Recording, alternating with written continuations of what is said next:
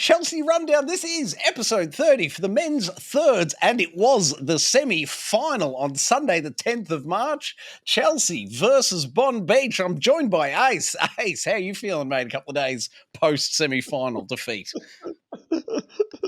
I don't think I could talk about it too.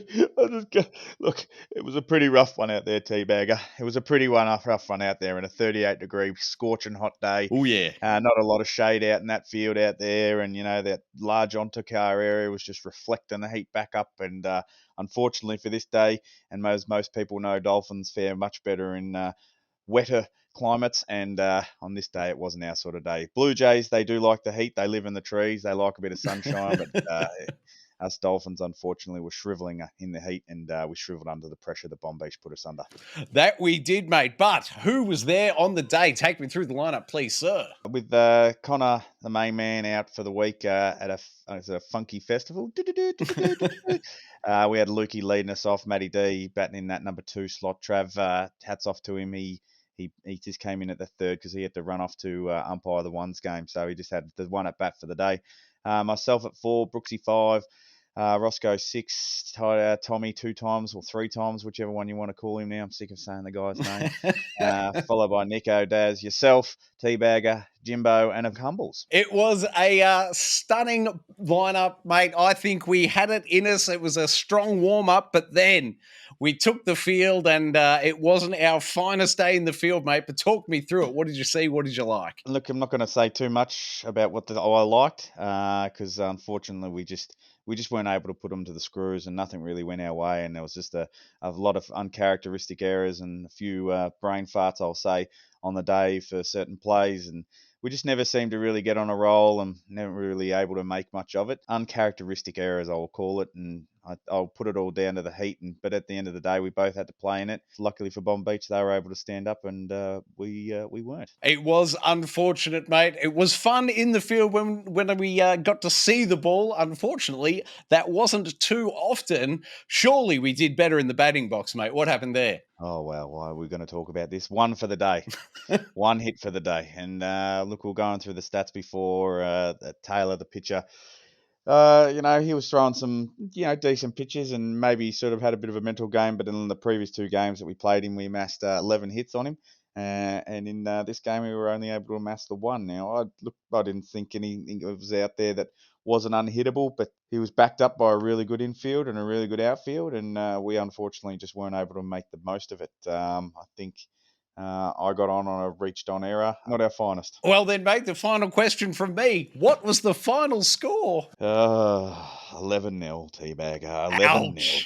That hurt. And this is a team that they generally put about 11 runs up on us in the last game. I think it was 8-13. The game before that was 9-11.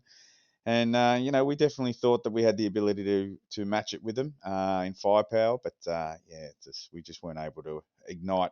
We probably were too afraid that we were going to ignite under the heat itself. I'm pretty sure there was smoke coming off my shoes a couple of times, mate.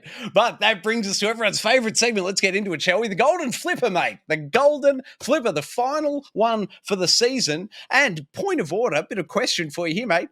Do the finals Golden Flipper noms count for the tally for the season, or do we just stop at around 18? I'm tallying them all, Teabag. It's one season, and whether we finish before the finals, after the finals, right in the middle of the finals, it all counts. And that's the good reason, And I say there wasn't a lot going on, but there were 3 plays that really caught my eye. And I'm going to start off with Tommy 3 times, who again, just out in the left field, has done an amazing job. And there was a bit of a tricky wind playing on the day that was sort of moving the ball up and down and in and out in the outfield, and even on the infield, caught me out looking one stage. But Tommy 3 times took another amazing catch out in the left field, and he was tracking it, and that ball kept moving, and at the last second he had to take another step back, and he put the glove out, a bit of the Hail Mary prayer, and he took it in his hand and then did a big tumble, but was able to get back up and make the catch. That was a great play by Tommy 3 times. It wasn't just an awesome catch. The other awesome offshoot was, as I understand it, Cirque du Soleil have reached out to him and offered him a position based on his acrobatic skills. I tell you, it was impressive. And just a quick shout out before I move on to the other 2 nominations was Daz, who, and maybe he nearly gets a nomination for a nearly play. He had a loft ball hit over to him at second, and he was running hard back. And I want you to show the clip. Here it is, mate. Look at it in all its glory. Talk us through it. This is one of the most impressive things, because he had no right trying to even get a glove to that ball, and he somehow got a glove to it. And the ball went in the glove, and just at the last second it popped out, but it was absolutely a thing of beauty. And I just thought, I would have thought if that thing had stuck, that might have been the thing that would have lifted us and got us to the victory. But unfortunately, this is the best play, and the play has to be carried out. So nomination 2 this week goes to our sole hitter for the day, Lukey Click Martin. He's been all right in the batter's box this year. He's had a pretty solid year, and he let us off. And in the first dig, he got a solid hit out between second and shortstop, I believe it was, and was able to sort of get on base, which was the sole triumph for the day in our batter's box. But Teabagger, this next play, it's maybe someone that you know, a bit closer to my heart, my fellow co-host. Teabagger, you pulled off an amazing double play. It was an absolute stellar of a play out in right field. You tracked this ball beautifully. It went straight into the glove, and you unleashed that cannon of an arm of yours that you've been working on hard and proud, and you threw an absolute bullet over to Nico, and were able to get the tag out on the guy at first who was trying to get to second. He didn't think he had any chance. I did, mate. If he heard what I was telling him, I'd say, you better be getting back there. That's Teabagger, and he doesn't drop many of these bastards. And you did, Teabagger. You did us proud. It was a absolute great double play to cap off the season, and hats off to you. And, I love to see success from you, so that's why you got my vote this week, mate. Thank you very much, sir. Very kind, very kind. Obviously, as the rules stipulate, I won't be voting for myself, but Cirque du Soleil, Tommy, he's got to get my vote. That was spectacular. I've been taking notes, and I'm going to work on my tumbles when I take a fly ball for next season. Winter is coming, Ace, but how was the Facebook poll? You polled the 6 this week, 6 solid votes. Lukey got 2, and Tommy just got the 1 from yourself. Oh, come on, boys. Tommy Gunn, he's been firing all season. I don't know. I'm sick of it. I think we're all sick of him, mate. How many highlight reels do we have to watch of this guy? He's a great bloke. Yeah, tats off to him. And I've love having him as our teammate, and hopefully he sticks around with us at winter. He says he's only coming every second week, but if I have to kidnap him all the other weeks, then I will. Perfect, mate. And to those viewing, of course, the big reveal of the Golden Flipper winner for the season will happen. Presentation night down at the Chelsea Baseball Club. Come on by. But Ace, I've got to thank you, mate, for co-hosting yet another season with me here on the Chelsea Rundown, mate. It's been an absolute pleasure. Thank you, sir, for your efforts. Absolute pleasure working with you, and absolute love doing this show and getting on and talking about baseball. An enjoyable game, nonetheless, even if I think I lost maybe 2 kilos of sweat on the day. Yeah, I think we all did. I probably needed it. You didn't need it as much. I probably needed a good 10 kilos, so maybe I should get back out there. Summer seasons for you, mate.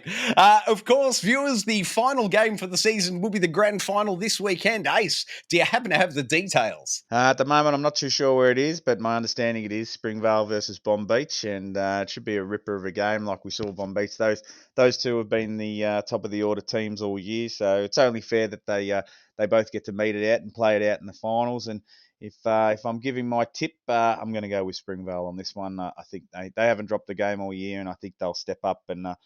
And old Buzz, we know him. He comes down occasionally and helps us out a bit. And I know he's got a few fastballs, tricks up his sleeve that if he needs to get the team over the line, he will. And he certainly can hit as well, as we saw in the batting cage. Even from the outside of the batting cage, a few times he was hitting balls that I thought were going to kill me. So good on you. Buzz, congratulations, and good luck, Springvale. Indeed. Viewers, thank you very much for joining us all season here on the Rundown. The link to the full game, if you want to see it back, it wasn't that pretty, but it is in the description.